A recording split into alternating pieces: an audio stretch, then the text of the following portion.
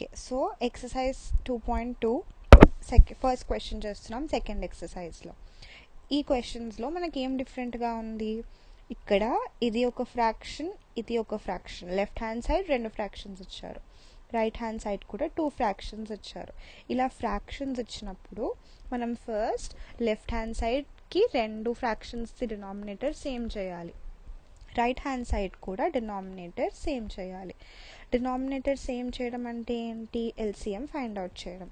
So here we will find the solution. ఇక్కడ LCM of 2,5,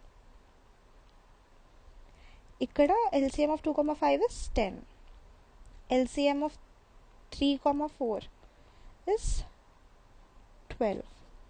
So x by 2 minus 1 by 5 దేంతో multiply చేస్తే ఇది 10 అవుతుంది, into 5. If you're multiplying denominator న్యూమరేటర్ని కూడా చేయాలి, సో న్యూమరేటర్ని కూడా చేస్తాం.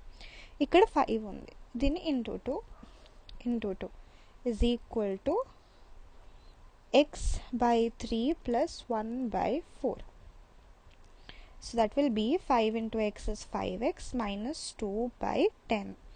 ఇక్కడ LCM ఏమవుతుంది, x by 3ని ఇంటూ 4తో మల్టిప్లై చేయాలి, న్యూమరేటర్ని కూడా చేయాలి, plus 1 by 4 into 3 into 3. 5x minus 2 by 10 is equal to x into 4